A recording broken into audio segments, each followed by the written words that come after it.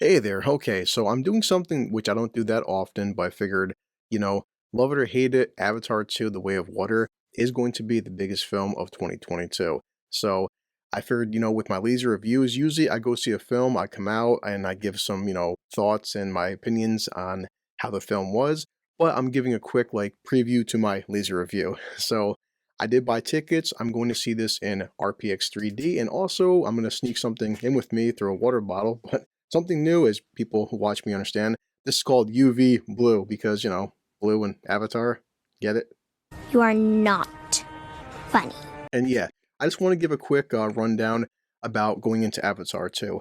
I like people like Jeremy Johns. I think Jeremy Johns is funny as hell, and he's one of the people where, I could break apart this all day, but Avatar in the past 12 years, and especially my lifetime, has become, I'd say, like the most divisive or like separated, however you want to break it down, film in, I think, in history. Because when you have a film that does almost $3 billion, to say the least, not everybody is going to enjoy it. And some people, they love it. Some people, they hate it. I'm one of those people where I'm in between where I don't love the film, but if it comes on, I can sit back and have a good time with it. But whether it's Joe Rogan, and Joe Rogan's like, it's the greatest film of all time. My friend going with me, he watches it once a year. And I've talked to people on the internet who can't fucking stand the film. So real quick, let's try this out before I go check this movie out. Is this any good? Let's find out. Ready? Hey, this tastes like shit. Powerful, but it fucking tastes like cough syrup, and not my favorite. Damn sure gonna mix it with some soda. A mixed drink. As I was saying, this is on Thursday, December 15th. I'm catching a 3 p.m. showing, and it's getting mixed reviews, as you can imagine. I'm to the point where... Well, reactions to this from our testing groups were mixed. I'm going into this with the mindset of, very simply put, that if you hated the first one, you're probably gonna hate the second one. If you love the first one, you're probably going to love the second one.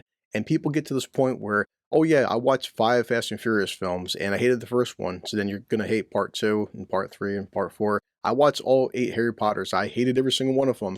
If you didn't like the first one, then don't keep watching the fucking sequels unless you're being a critic of some sort or somebody on YouTube. And that's my feeling going with Avatar 2.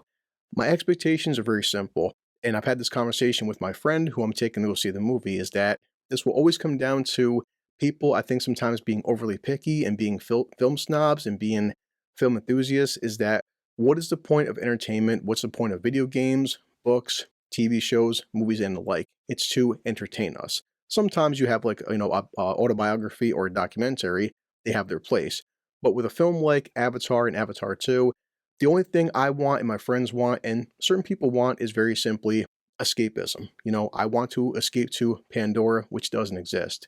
And which is why I said, I'm not political by any fucking means. I'm tired of hearing about the orange man. I'm tired of hearing about the doddery old man that's currently there with Alzheimer's. I'm tired of hearing about what the fuck did Elon do with Twitter. I'm tired of hearing about whatever new school shooting or something, and just everything going on in modern 2022. Tired I am. By far, though, the biggest thing I'm tired of, and I'm sure if you're watching me, you're tired of as well, is taking our established characters, our brands, our IPs, our old stories, and butchering them. Whether it's a new Willow show nobody fucking wanted, or it's taking Luke Skywalker and making him a joke, or making the Hulk a fucking pussy in She-Hulk, or making James Bond serious and not the old James Bond, and we can spend all fucking day of how much they're taking these stories we loved, Indiana Jones, and just, again, that's a whole separate thing. What?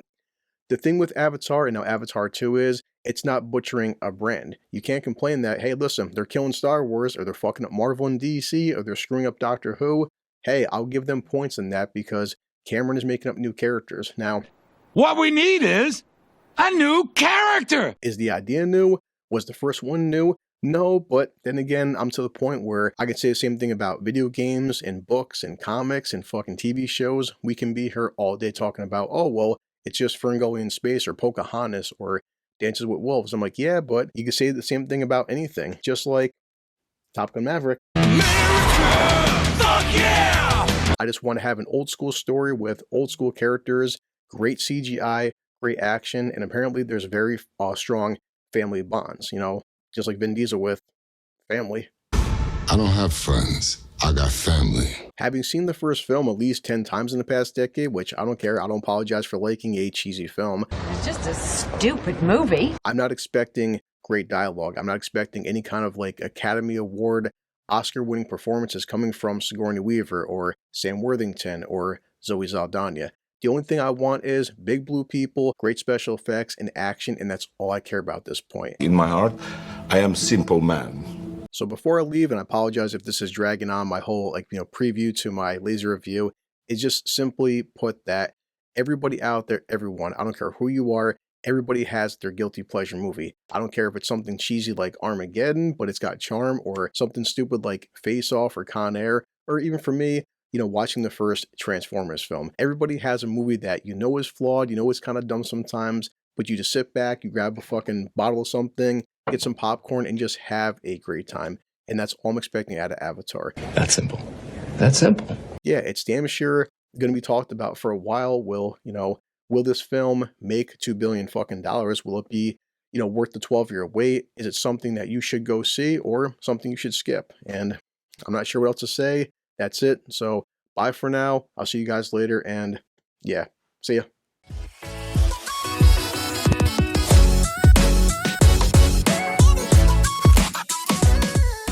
Hey there, okay, I'm back from seeing Avatar 2, The Search for More Money. I'm not drunk! Wait, I am drunk. Yeah, I should have set up because, they got me. I'm not going to lie, I was freaking drunk and, I'm a sucker for collectibles and shit. So I got, look, this Avatar 2 special edition popcorn thingy and, what was it? The freaking super cup here, everything like this. And it's even, yeah, and these dicks, of course, too. Like, hey, you want to donate to charity and get this super Avatar pin? It's $3 and 100% goes to children's funds and screw you, you got me. All the guilt.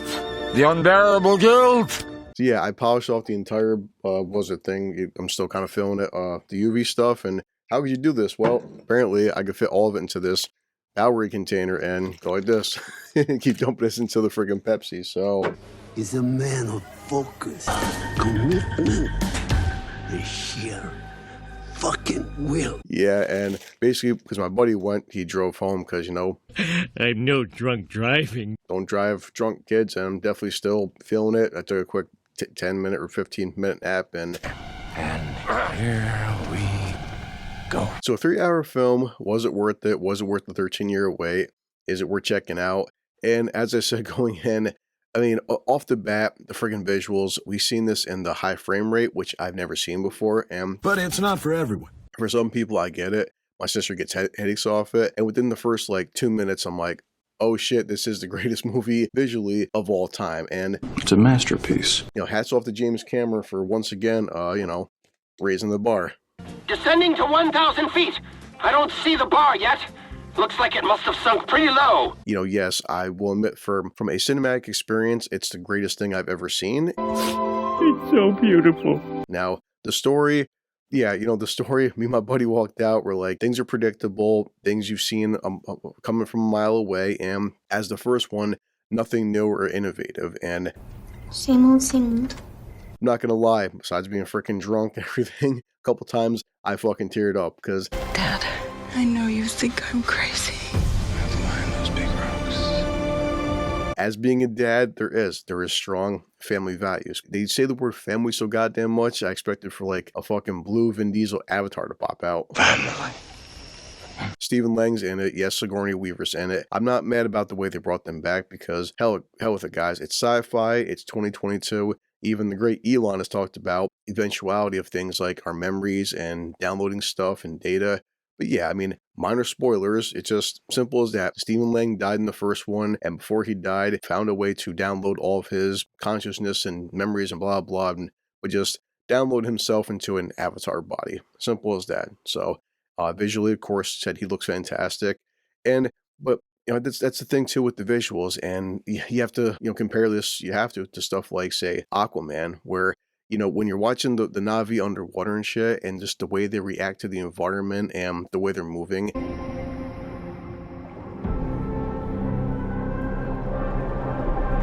I'm telling myself that I have to, again, give just so much credit to Cameron and also the actors, because this is the actual actors underwater. They are just not just sitting there in a suit interacting. They're underwater with the mocap and stuff. It felt real. The action, as you can imagine, was freaking fantastic. Like the last hour is just, you know, fight scene after fight scene or gun scene after gun scene. Well, there was a lot of action. Yeah, the kids, I mean, I can't remember any of the fucking kids' names. There's a bunch of them and shit. And just one scene, and again, being a freaking dad, one of the kids, the way he looks at Jake and just the way he says, "Dad, I want to go home." And once the way he just said, "I want to go home," I lost it. I'm not going to fucking lie. Strong men also cry. It's not for everybody. Some people are just going to be turned off. They're going to roll their eyes.